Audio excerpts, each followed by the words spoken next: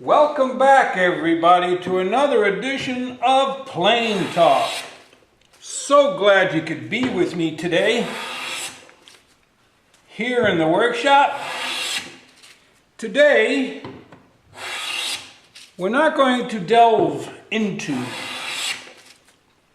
some new obscure plane or even go back to basic plane use and setup and restoration, sharpening, any of that, because there's a bunch of videos we've already done.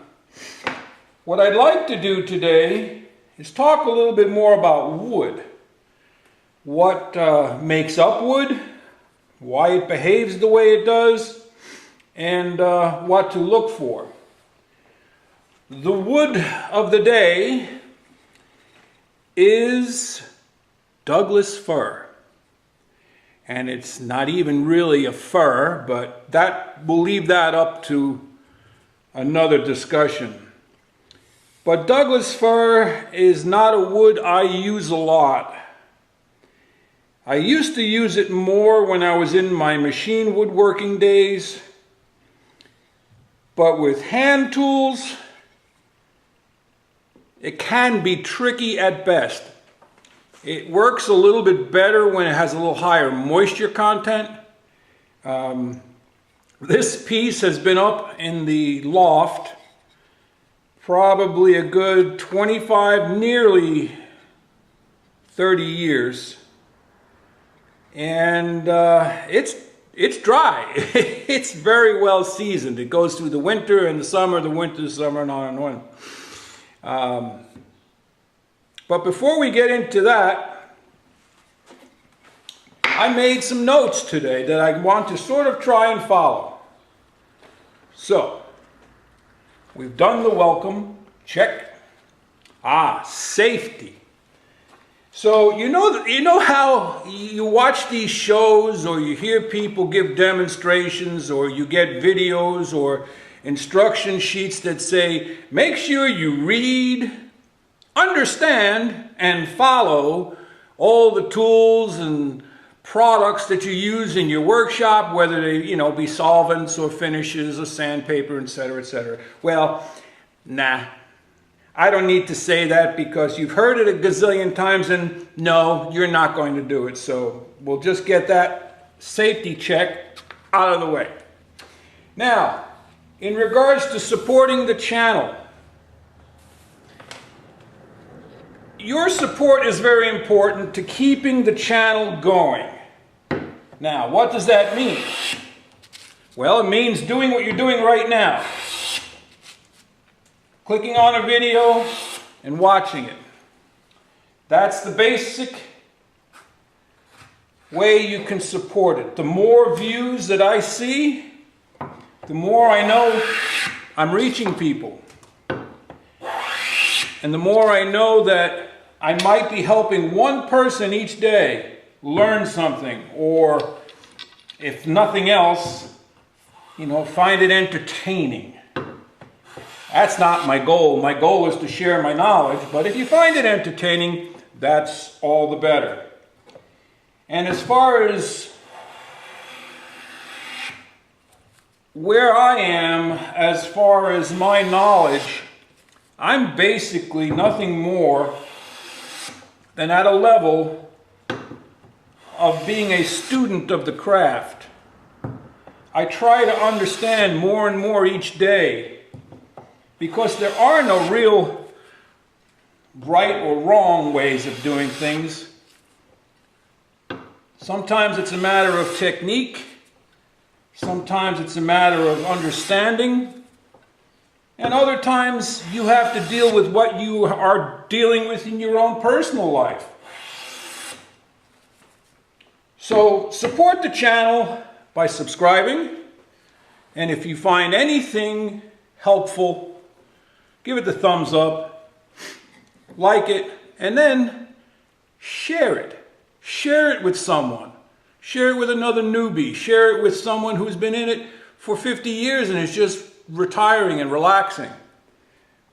But as you can see, the Doug fir planes reasonably well. It does have a little bit of a problem, and that is it tends to grow in and out like this, and you're not really getting reversing grain, but sometimes you're just fighting it forever. I think it was this side. I was planing in one direction. I think I was planing this way.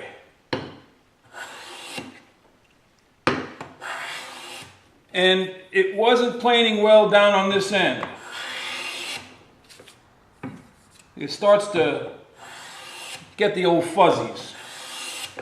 So I found that if I turned it the other way, even with a finely set blade, I was getting a much better overall cut.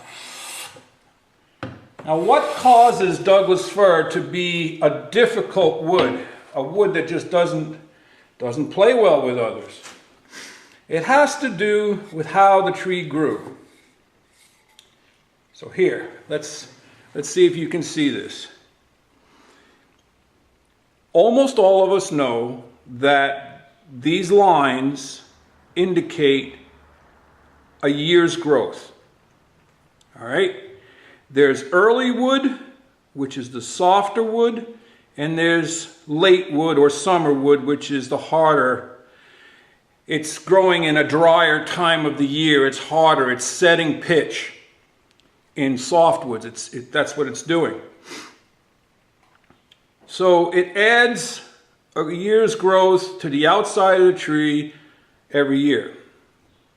Now, what that does after a certain point is that wood closest to the center of the tree is the heartwood, and when you get to the dead center of the tree, it is the pith. P-I-T-H, pith. Or just call it the center of the tree. So,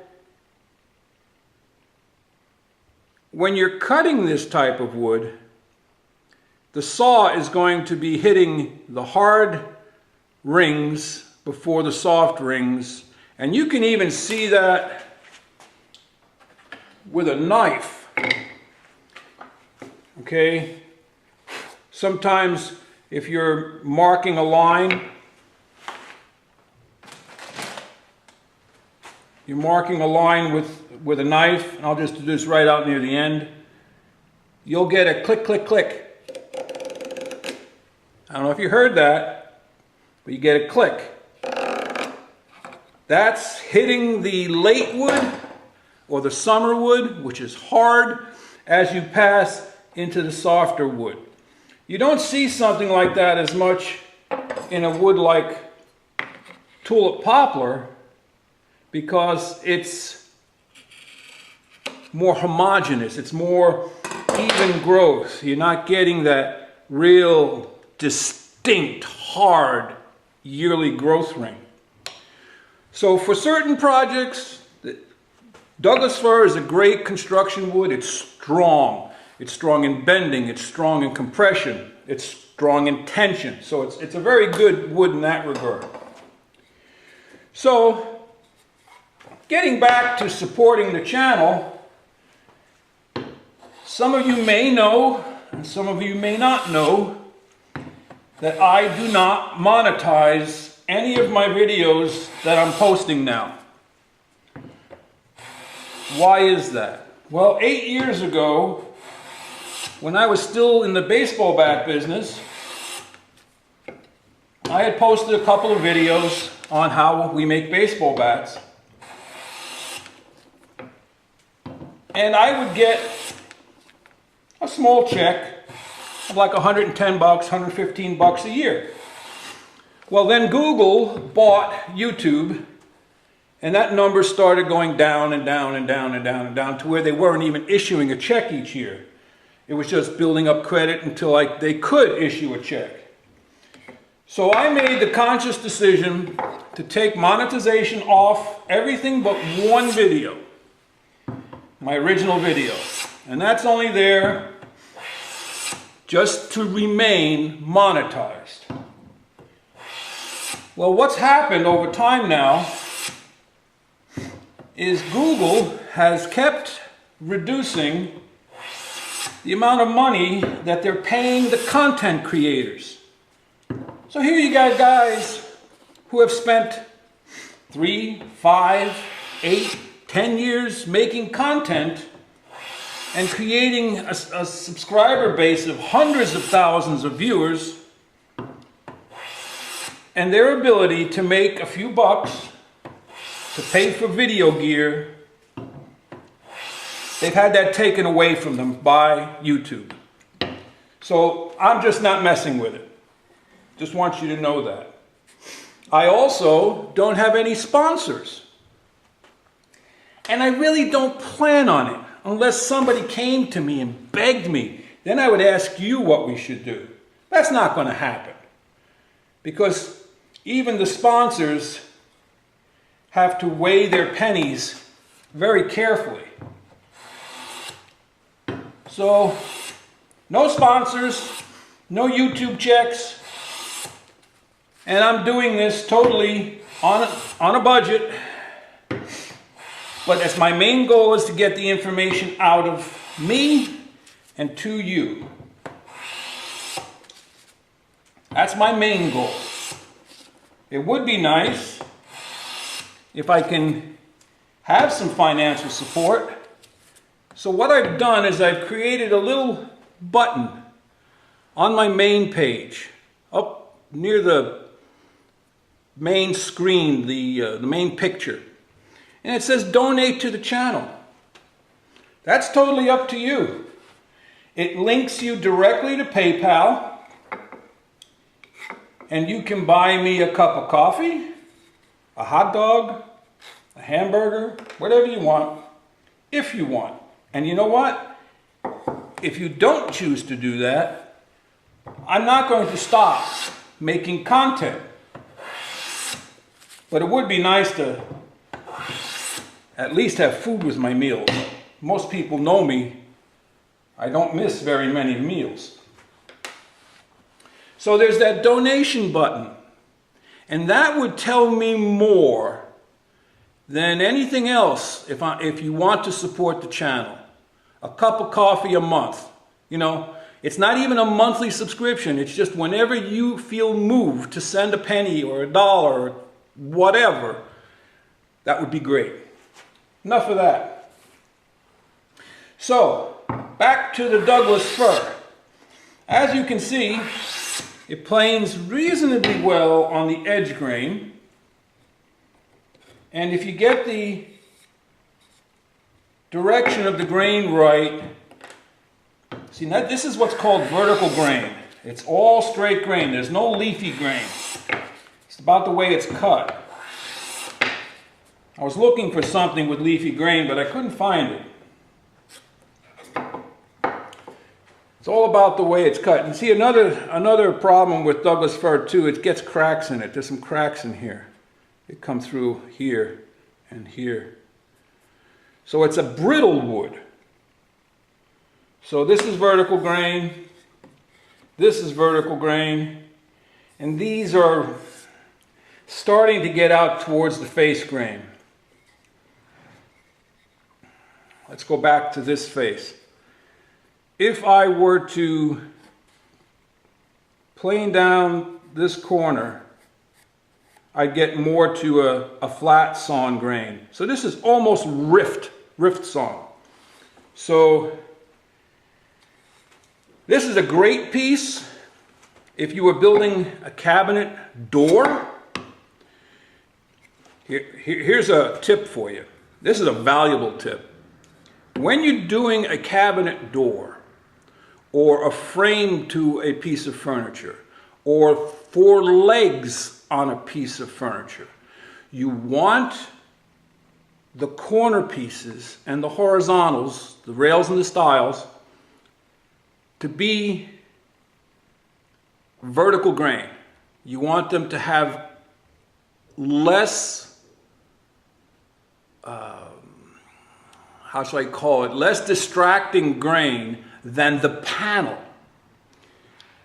And the other thing too is on a table leg, the closer you can get to rift sawn, which would be something like that, where it's diamond shape almost. You'll have 4 sides to the table leg that'll all have vertical grain. It's much less distracting, it's extremely stable, and we can talk more about that someday if we plane a table leg. So another downside to Douglas fir, as I had mentioned, is how brittle it is.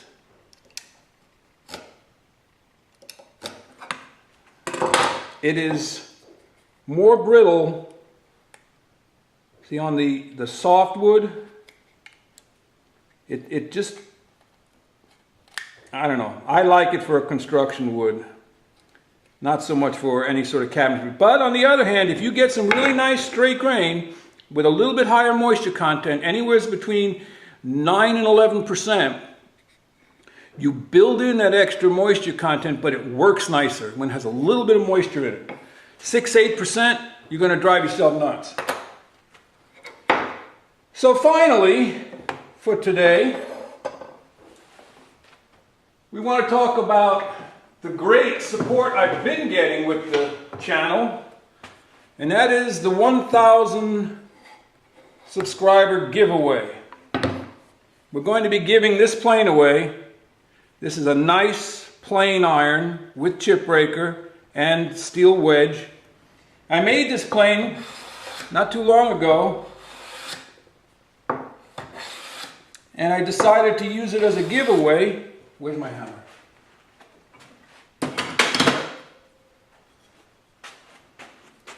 How do you like my little fancy little hammer here? People yell at me for using a steel hammer on my tools. Your tools, your workshop. My tools, my workshop. But being that I'm going to give this one away, I'll use the wooden hammer on it. But as you can see, this plane is working beautifully.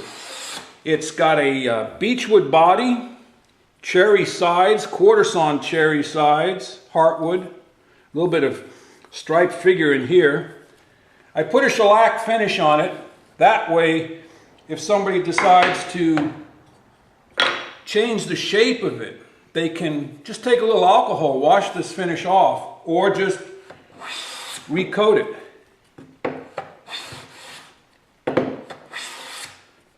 So once we hit 1,000 subscribers, I will decide how we're going to give this away. I'd like to go old school and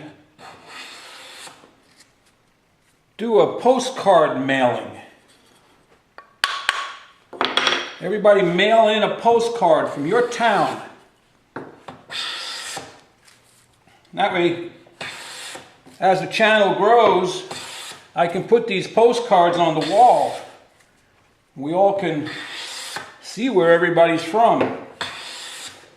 Unfortunately, the giveaway will be limited to someone in the United States.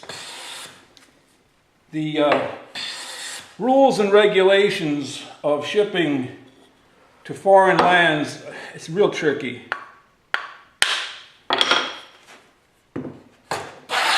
Ah, that's what I wanted to show you.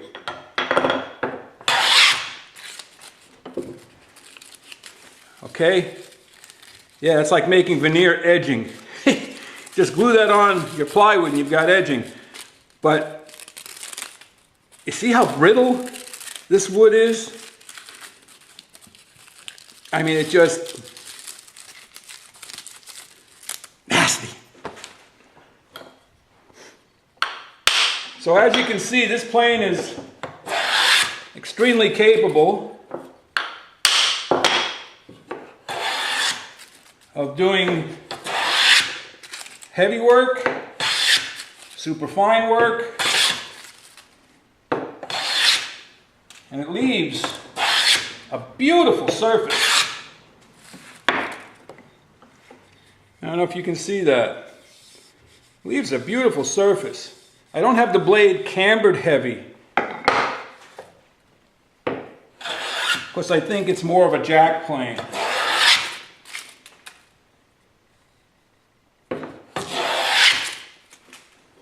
So that's about it for today.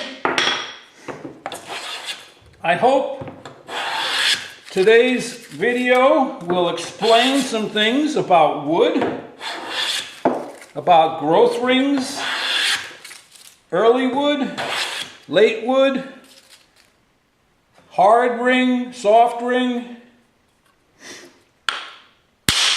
and a little bit about my philosophy towards the channel. It's getting thinner. See, this hammer doesn't have a lot of mass to it. Ah, we got it now.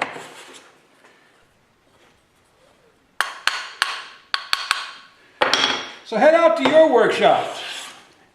Make some shavings. See the difference in the shavings? Both out of the same plane.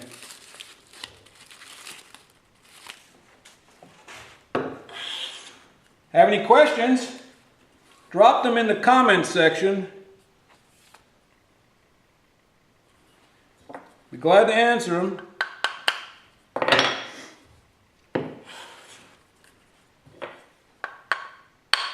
Let me know what you think too on the